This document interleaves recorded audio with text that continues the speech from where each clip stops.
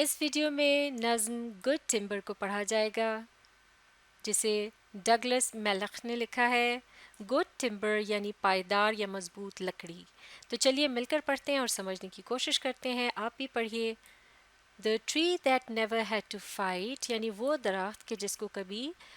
لڑنے کی ضرورت پیش نہیں آئی۔ For sun and sky and air and light سورج، آسمان، ہوا اور روشنی کے لیے۔ But stood out in the open plain لیکن وہ ایک کھلے میدان میں کھڑا رہا۔ And always got its share of rain اور اسے اس کے حصے کی بارش ملتی رہی۔ Never became a forest king وہ کبھی بھی جنگل کا بادشاہ نہیں بن پایا۔ But lived and died a scrubby thing اور اس نے اپنی زندگی یوں ہی گزار دی ایک جھاڑی کی طرح سے۔ اگلا سٹینزا دیکھتے ہیں۔ The man who never had to toil یعنی ایک ایسا شخص کہ جس کو کبھی بھی محنت مشقت کرنے کی ضرورت پیش نہیں آئی۔ To gain and farm his patch of soil کہ وہ اپنے جو حصے کی زمین تھی اس کو حاصل کرنے کے لیے کوئی کھیتی باڑی کرتا یا محنت مشقت کرتا۔ Who never had to win his share یعنی اسے اپنا حصہ حاصل کرنے کے لیے کوئی جد و جہد کرنے کی نوبت ہی پیش نہیں آئی۔ Of sun and sky and light and air سورج، آسمان، ہوا اور روشنی اور ہوا کو حاصل کرنے کے لیے۔ نیور بیکیم اے مینلی مین وہ کبھی بھی ایک دلیر آدمی نہیں بن پایا۔ But lived and died as he begin اور اس نے یوں ہی اپنی زندگی بسر کر دی جیسا کہ اس نے شروع کی تھی، یعنی کوئی مقام حاصل کیے بغیر ہی وہ مر گیا۔ Good timber does not grow with ease اچھی لکڑی جو ہے، مضبوط یا پائیدار لکڑی جو ہے وہ آسانی سے نہیں اگتی۔ The stronger wind the stronger trees جتنی تند و تیز ہوائیں ہوں گی اتنے ہی مضبوط درخت ہوں گے۔ The further sky the greater length آسمان جتنا دور ہوگا درختوں سے یعنی روشنی حاصل کرنے کے لیے ان درختوں کی جو لمبائی ہے یا اونچائی ہے اتنی ہی زیادہ ہوگی اس تک پہنچنے کے لیے۔ دا مور دا storm the more the strength اور جتنا ہی تیز طوفان ہوگا اتنا ہی وہ درخت مضبوط ہوگا۔ By sun and cold by rain and snow سورج کی تپش، سردی، بارش اور برف سے یعنی وہ اور بھی مضبوط ہوگا۔ ان ٹریز اینڈ مین گڈ ٹمبرز گرو یعنی درختوں اور آدمیوں میں یا انسانوں میں اس طرح سے جو پائیدار یا مضبوط درخت ہوتے ہیں، درختوں میں اور مضبوط لوگ ہوتے ہیں انسانوں میں وہ پلتے بڑھتے ہیں، یعنی جن کو مشکلات کا سامنا کرنا پڑتا ہے وہی طاقتور بھی بن جاتے ہیں بالآخر، جبکہ ان کے مقابلے میں وہ درخت یا وہ لوگ جنہیں کسی مشکل کا سامنا ہی نہیں کرنا پڑتا وہ کمزور رہ جاتے ہیں، یعنی وہ اعلیٰ مقام حاصل نہیں کر پاتے، نہ وہ اتنے مضبوط یا طاقتور بن سکتے ہیں۔ Where thickest lies the forest growth یعنی جنگل جو ہے جس علاقے میں سب سے زیادہ گھنا ہوتا ہے۔ We find the patriarchs of both تو ان دونوں ہی کے یعنی درختوں اور انسانوں کے بزرگ جو ہیں وہ ہمیں وہاں ملتے ہیں۔ And they hold counsel with the stars اور گویا یوں معلوم ہوتا ہے کہ وہ ستاروں سے گفتگو میں ہے، رابطے میں ہے۔ Whose broken branches show the scars جن کی ٹوٹی ہوئی ٹہنیاں جو ہیں وہ ان کے زخموں کے نشانات کے طور پر دکھائی دیتی ہیں، یعنی انہوں نے جو محنت مشقت کی ہے وہ ان کے جسموں پر بھی ظاہر ہو رہی ہوتی ہے انسانوں کے طور پر، اور درختوں کی جو ٹہنیاں ہیں ان کو دیکھ کر بھی اندازہ لگایا جا سکتا ہے کہ کس طرح سے اس درخت نے کتنی مشکلات جھیلی ہیں۔ Of many winds and much of strife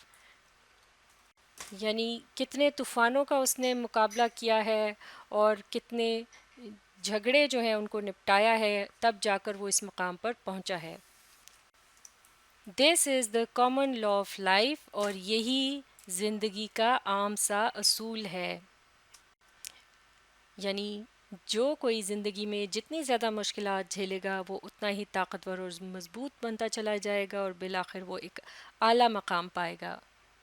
تو اس نظم کا اگر جائزہ لیا جائے تو سب سے اہم بات جو اس میں دکھائی دیتی ہے وہ یہ ہے کہ اس میں ایکسٹینڈڈ میٹافر کا استعمال کیا گیا ہے، یعنی دو ایسی چیزوں کا آپس میں موازنہ کیا گیا ہے، مقابلہ کیا گیا ہے جو بالکل ایک جیسی تو نہیں ہے لیکن ان میں کوئی نہ کوئی بات ملتی جلتی ہے، جیسا کہ درختوں کا مقابلہ کیا گیا ہے انسانوں کے ساتھ، اور یہ ایکسٹینڈڈ میٹافر جو ہے یہ اس پوری نظم میں شروع تا آخر چلتا ہے۔ اس کے علاوہ استعمال کیا گیا ہے الیٹریشن کا، جس سے مراد ہوتی ہے ایک جیسی آواز کا الفاظ کے شروع میں استعمال جبکہ وہ الفاظ ایک دوسرے کے قریب قریب ہوں، جیسے کہ یہاں استعمال کیا گیا ہے لفظ sun and sky, of sun and sky, ان دونوں کے شروع میں جو لیٹر ایس کا استعمال کیا گیا ہے یہ دونوں کانسوننٹ ہیں، یعنی کہ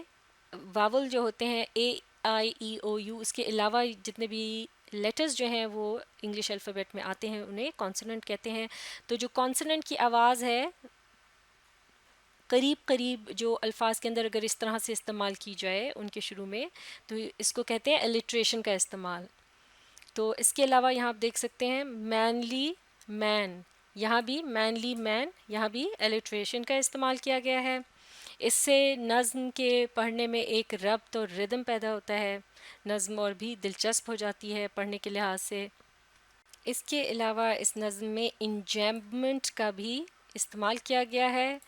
یہ بھی ایک ٹیکنیک ہوتی ہے شاعری میں، اس کا استعمال کیا جاتا ہے کہ جس کے اندر ایک لائن جو ہے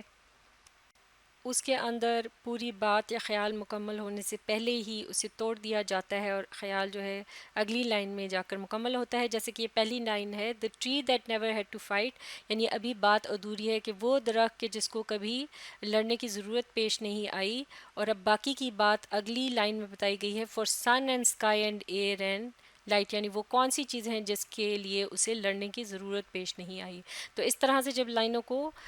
توڑا جاتا ہے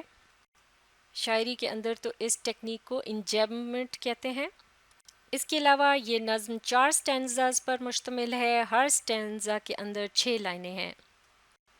اور اس کی جو رائم سکیم ہے یعنی ہم آواز الفاظ کہ جن پر لائنوں کا اختتام ہوتا ہے وہ اس طرح سے ہے فائٹ اور لائٹ، یعنی یہ دو پہلے جو الفاظ ہیں آپس میں ہم آواز الفاظ ہیں، یہ دو لائنیں یعنی آپس میں رائم کر رہی ہیں، پلین اور رین اگلی دو لائنیں رائم کر رہی ہیں، اور کنگ اور تھنگ یہ آپس میں رائم کر رہی ہیں۔ لہٰذا رائم سکیم جو ہے وہ اس طرح سے ہے اے بی بی سی سی، اور یہی سکیم جو ہے یہ باقی کے سٹینزرز میں بھی چلتی ہے۔ اس نظم کا مرکزی خیال یہی ہے کہ گڈ ٹمبر یعنی اچھی مضبوط یا پائیدار لکڑی وہ ہوتی ہے جو کہ اس درخت سے حاصل کی جاتی ہے جس نے بہت سے آندھی طوفان دیکھے ہوتے ہیں، مشکلات کا سامنا کیا ہوتا ہے، بالکل اسی طرح سے جیسے کہ انسانوں کے اندر بھی وہ لوگ جو کہ مشکلات کا سامنا کرتے ہیں وہ مضبوط بنتے ہیں اور بالآخر اعلیٰ مقام حاصل کرتے ہیں، اور جنہیں کبھی کوئی مشکل پیش ہی نہیں آتی وہ مشکل حالات کا سامنا نہیں کر پاتے، لہٰذا کسی مقام پر پہنچنے سے قاصر رہتے ہیں۔ تو اب آپ اس ویڈیو کو ری پلے کیجئے اور اس کے ساتھ ساتھ پڑھنے اور سمجھنے کی کوشش جاری رکھیے۔ اگلی ویڈیو میں اس نظم سے متعلق سوال جواب کو حل کیا جائے گا۔